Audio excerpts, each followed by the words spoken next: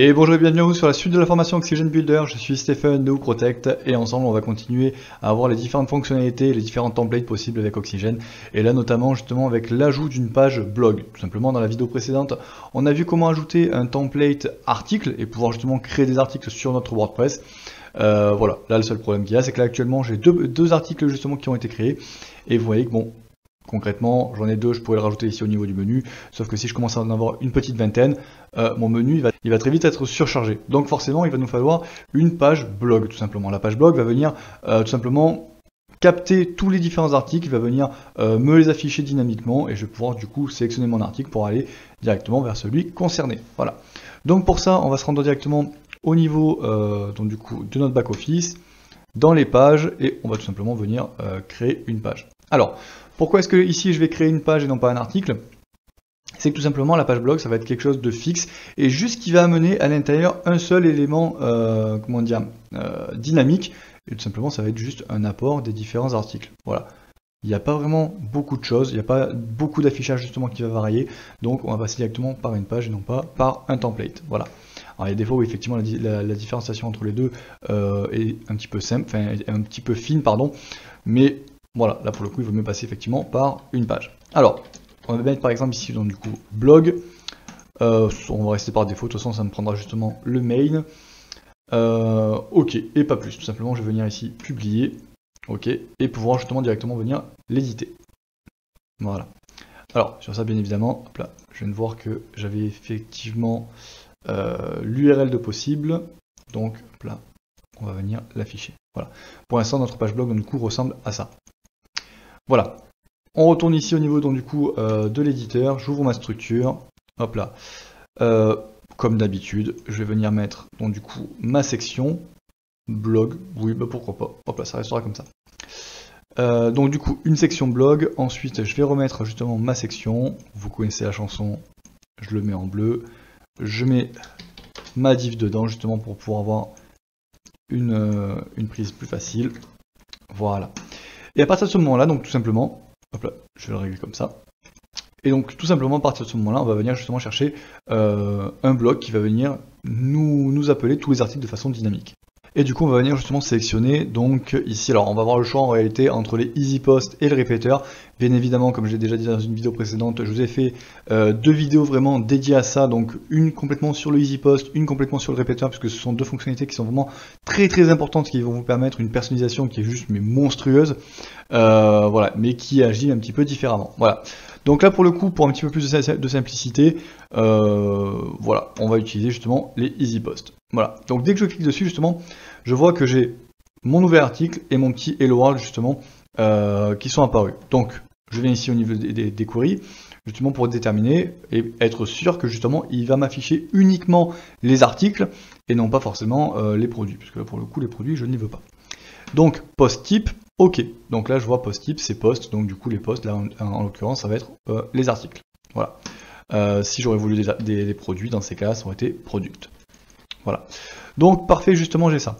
Si je veux uniquement que ça m'affiche donc des articles, mais uniquement certains par leur ID, alors dans ces cas-là, tout simplement, j'aurais mis directement ici la suite des ID. Donc par exemple, le numéro 14, le 27, le 232, etc. etc.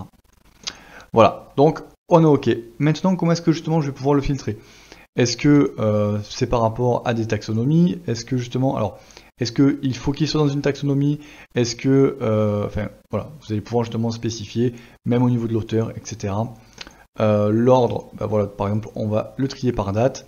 Alors, par date ascendante ou descendante, c'est comme vous voulez.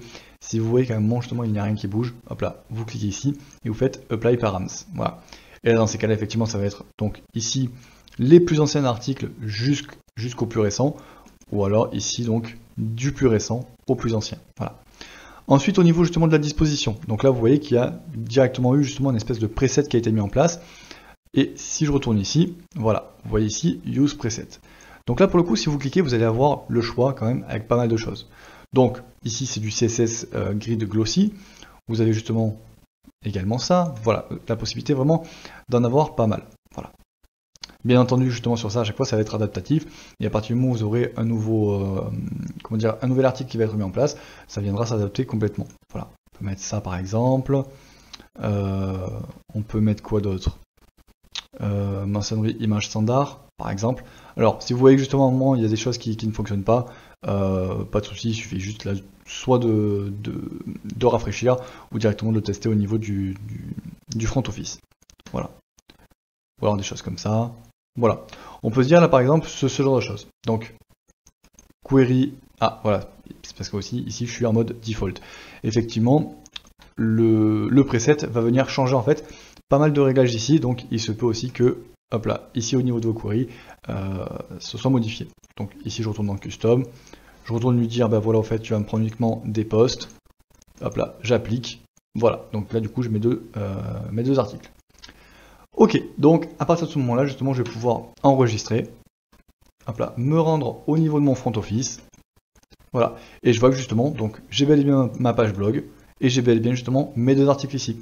Si je clique sur celui-là, hop là, il m'affiche justement le contenu, et si je clique sur celui-là, il m'affiche le nouveau contenu. Voilà. Donc voilà justement comment mettre en place facilement justement une page blog. Bien entendu, si vous voulez avoir une personnalisation un petit peu plus poussée, là dans ces cas-là, vous allez directement ouvrir le template, donc que ce soit du PHP ou directement du CSS, mais là pour le coup, encore une fois, je vous ai fait une vidéo directement dédiée que vous retrouverez en description. Voilà. Et si vous voulez encore plus de personnalisation, dans ces cas-là, il faudra passer par les répéteurs. Encore une fois, la vidéo est en description. Voilà. Voilà. Dernière chose justement qui va nous rester à faire, effectivement, c'est de venir rajouter notre page Mon Compte à, donc du coup à notre menu. Je viens ici, principal mobile, donc là pour le coup je vais d'abord le rajouter au niveau de mon menu mobile.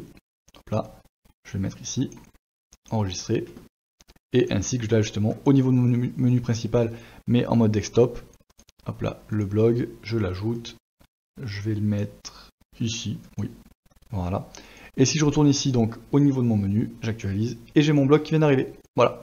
Donc maintenant, si je vais au niveau de ma page boutique, forcément j'ai tous mes produits. Si je vais au niveau de ma page blog, justement, je vais avoir tous mes articles. Voilà. Donc c'est tout justement sur cette vidéo et sur le comment ajouter une page blog. Donc vous voyez quand même que ça a quand même de l'importance et de l'utilité. Encore une fois, les articles sur un site e-commerce sont aussi très utiles, tout simplement parce qu'ils vont vous permettre de parler notamment de votre domaine, de votre domaine, mais également justement de vos produits. Voilà. Donc forcément, venir amener de l'information à vos utilisateurs, ça aide également justement au niveau du référencement naturel et de plein d'autres choses dont on pourra parler, que ce soit dans les commentaires ou dans d'autres vidéos. Voilà. Sur ce, je vous donne moi directement rendez-vous dans les prochaines vidéos pour continuer justement l'amélioration de notre site et la formation Oxygen Builder. Voilà.